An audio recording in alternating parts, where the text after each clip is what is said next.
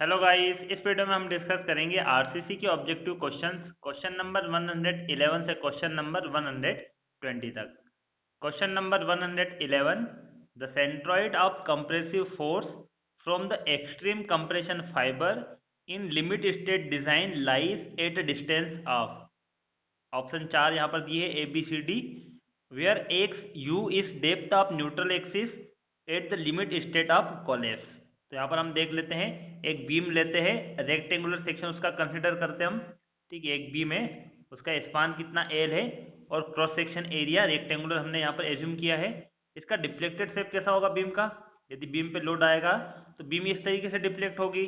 तो अपर जो फाइबर होंगे उसमें कंप्रेशन होता है और जो बॉटम फाइबर होता है उसमें क्या होता है? टेंशन होता है। ठीक है, अब यहाँ पर हम देख लेते हैं अपर फाइबर की बात यहाँ पर पूछी गई है आपको कि अपर फाइबर में जो कंप्रेशन फोर्स होगा, टोटल कंप्रेशन फोर्स, उसकी डिस्टेंस बताना है अपर फाइबर से कितनी होगी।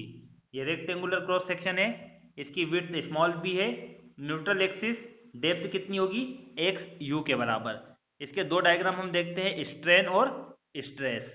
ठीक है, इसका स्ट्रेन डायग्राम बनाएंगे तो कंक्रीट में जो एक्सट्रीम फाइबर होता है, ये भी क्वेश्चन पूछा जाता है कि जो कंक्रीट है उसमें मैक्सिमम स्ट्रेन कितनी होगी? उसमें होती है 0.0035 के बराबर।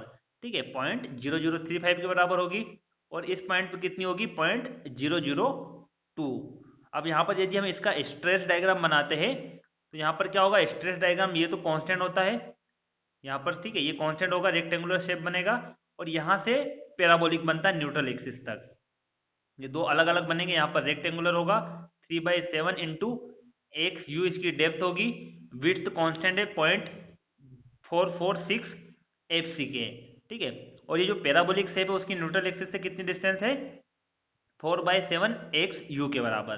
तो फ्रेंड्स, इसका जब कैलकुलेशन किया जाता है, इसका कुछ डेरिवेशन है, वो अभी हम यहाँ पर डिस्कस नहीं करते। ऑब्जेक्टिव के हिसाब से आप ये चीज़ें याद कर लेना। ठीक है, ये न्यूट्रल एक्सिस जो सी है, कंप्रेशन फोर्स है टोटल, वो कहाँ पर लगता है? आउटर फाइबर से 0.416 एक्स यू के बराबर।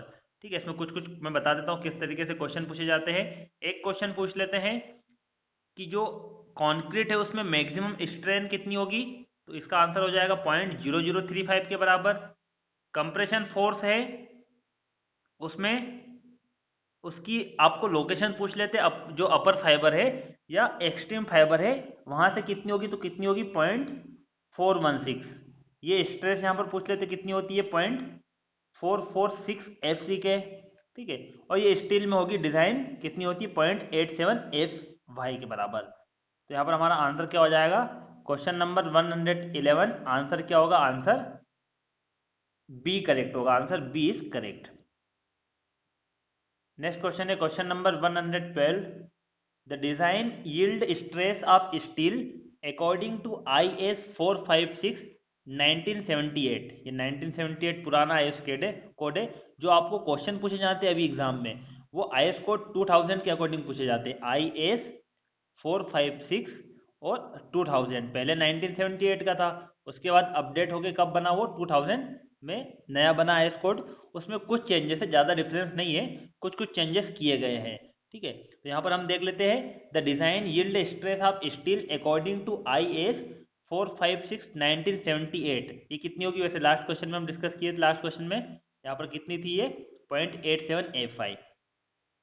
Permissible stress in concrete, concrete में यदि निकालते परमिसिबल स्ट्रेस या डिजाइन स्ट्रेस निकालते तो कितनी होती है? 0.67 divided by 1.5, factor of safety से मल्टीप्लाई कर देते हैं 0.67 एफ सी के को, तो कितना आएगा? ये लगभग हो जाएगा 0.45। ठीक है, इसकी वैल्यू कैसी कितनी आती है? 0.446 होगी, तो इसको हम अप्रोक्सीमेट लिख देते हैं 0.45 एफ सी के। और एफ सी के क्या होगी? कॉन्क्रीट की कैरेक्टरिस्टिक्स स्ट्रेंथ होगी। परमिसिबल स्ट्रेस इन स्टील, उसमें भी हम क्या करते हैं? एफ वाई को डिवाइड कर देंगे फैक्टर ऑफ सेफ्टी से, तो यहाँ पर फैक्टर ऑफ सेफ्टी कितनी होगी स्टील के लिए? 1.15, तो ये कितना हो जाएगा? 0.87 एफ वाई के बराबर। तो यहाँ से आपके तीन क्वेश्चन बनेंगे। कौन कौन से क्वेश्चन बनेंगे? एक तो क्वेश्चन आपको पूछा गया स्टील की कितनी होगी, परमिसिबल स्ट्रेस कितनी होती है? 0.87 एफ वाई के बराबर। स्टील के लिए फैक्टर ऑफ सेफ्टी 1.15 लिया जाता है। थर्ड क्वेश्चन होगा कॉन्क्रीट की परमिसिबल स्ट्रेस 0.45 एफ सी के, या कभी कभी आंसर आ जाता है 0.446 एफ सी के। ठीक है, तो दोनों बराबर होंगे। और एक यहाँ पर एक क्वेश्चन और बनता है, लास्ट क्वेश्चन, फोर्थ क्वेश्चन बनेगा, कंक्रीट में फैक्टर ऑफ सेफ्टी कितनी ली जाती है? 1.5। तो ये 4 क्वेश्चन बनते हैं, चारों क्वेश्चन आप नोट कर लो।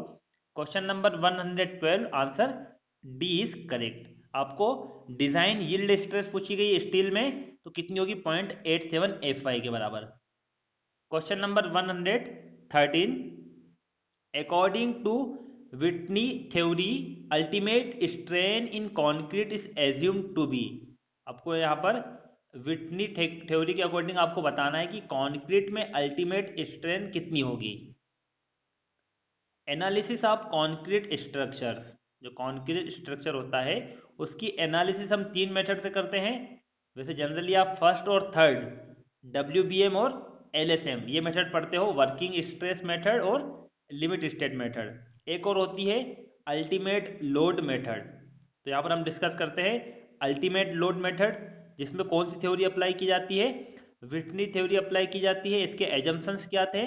पहला एजम्पशंस था ultimate strain in concrete is 0.3%। 0.3% का मतलब कितना हो जाएगा? 0.3 डिवाइडेड बाई 100, तो कितना होगा ये? 0.003।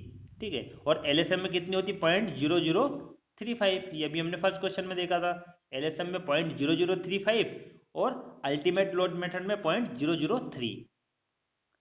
And compression stress at the extreme edge corresponds to this strain.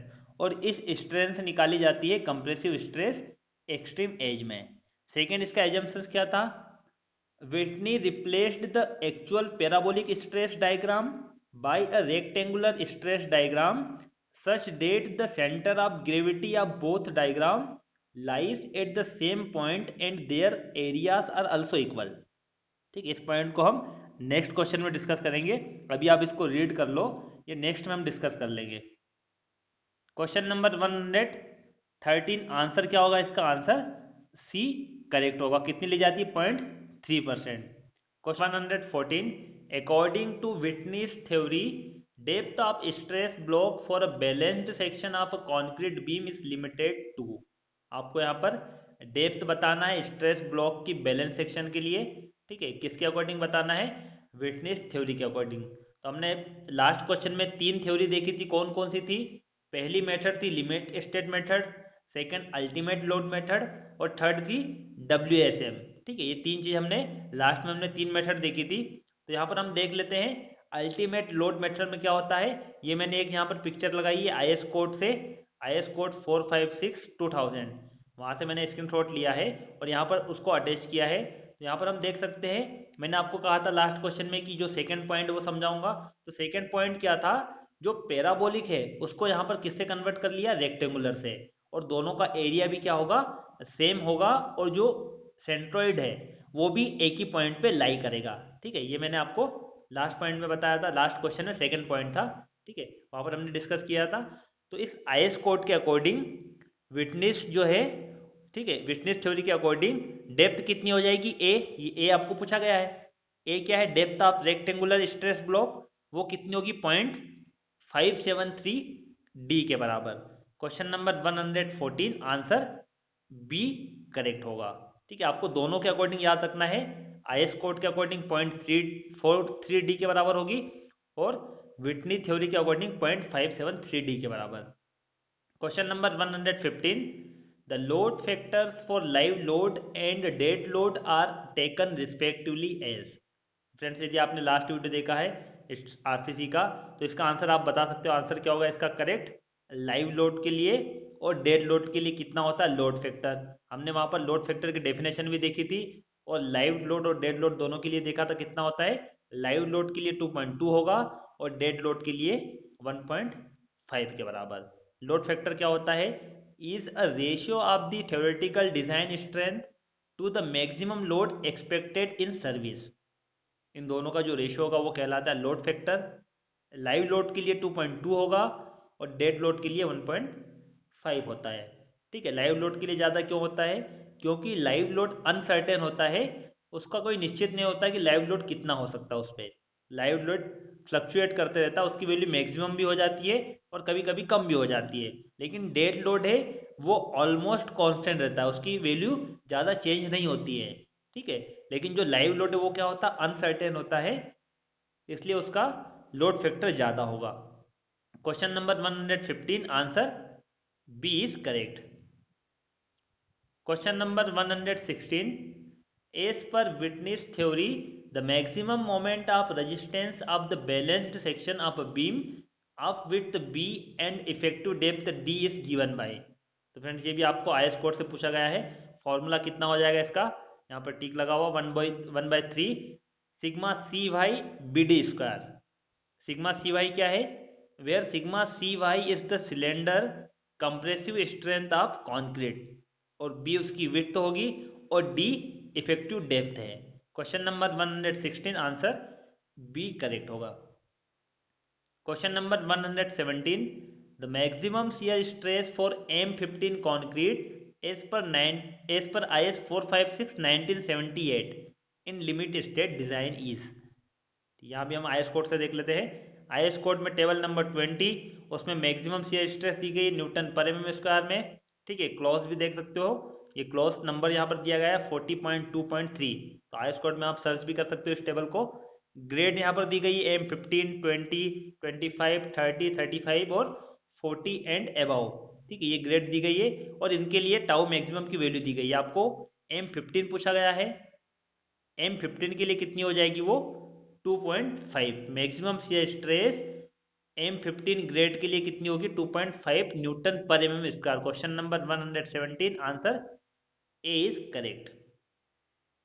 Question number 118, according to IS 456 1978 the maximum compressive stress in concrete for design purpose is taken as. तो फ्रेंड्स ये जो IS code है एक बार और समझा देता हूँ मैं आपको। 1978 का आईएस कोड है, ये पुराना आईएस कोड है।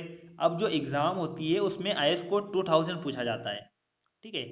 IS 456 और 2000 ये पुराना कोड हो गया है। तो अब जो नया क्वेश्चन बनते हैं वो 2000 से बनते हैं, और उनके आंसर 99.9% सेम होते हैं, मतलब दोनों में ज़्यादा चेंजेस नहीं है।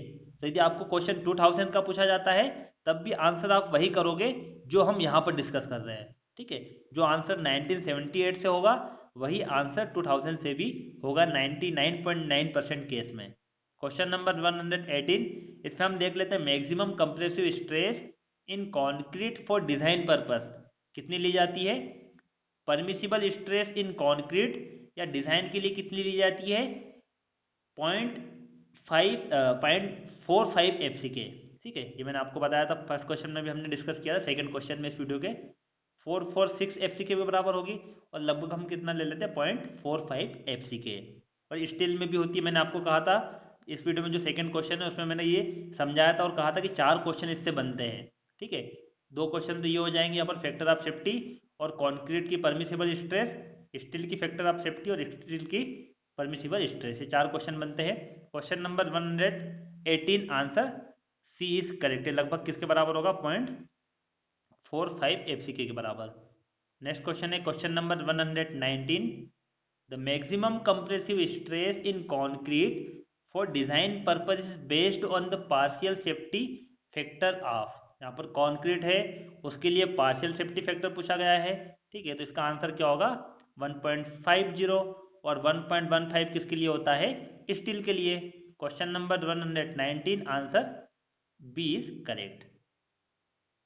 Question number 120, the partial safety factor for steel, ये आईएस कोड 1978 को 8 के अकॉर्डिंग आपको पूछा गया है। यदि 2000 से भी पूछा जाता तो आंसर सेम रहेगा। आंसर क्या होगा, answer A is correct. Question number 120 answer A is correct. तो फ्रेंड्स यहाँ पर जो स्टील है उसके लिए 1.15 लिया जाता है फैक्टर ऑफ सेफ्टी, और कॉन्क्रीट के लिए लिया जाता है 1.5। अब ये ऐसा क्यों किया जाता है, कॉन्क्रीट के लिए ज़्यादा क्यों लेते हैं, जैसे हमने लोड फैक्टर देखा था लाइव लोड के लिए ज़्यादा होता है 2.2, और डेड लोड के लिए कितना होता है 1.5।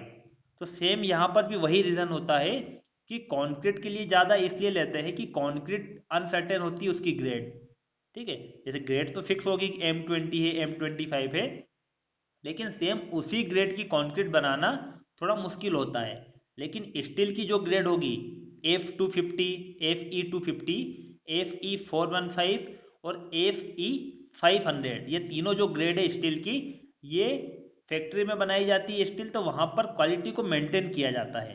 ठीक है, वहाँ पर क्वालिटी मेंटेन हो जाती है, इसीलिए स्टील में हमें ज़्यादा प्रॉब्लम नहीं होती। स्टील की जो स्ट्रेंथ होगी वो फैक्ट्री में बनती है और क्वालिटी कंट्रोल की जाती है, प्रॉपर हमें उसी ग्रेड की मिलेगी, उसी डायमीटर में मिलेगी और कंप्लीटली वो बन के आती है। ठीक है, तो उसमें हमें ज़्यादा फैक्टर ऑफ सेफ्टी की आवश्यकता नहीं होती है, उसमें ज़्यादा रिस्क हमें नहीं होता, किसमें, स्टील में। इसलिए हम वहाँ पर फैक्टर ऑफ सेफ्टी कम लेते हैं 1.15, और कॉन्क्रीट में ज़्यादा लेते, कितना लेते हैं, 1.5।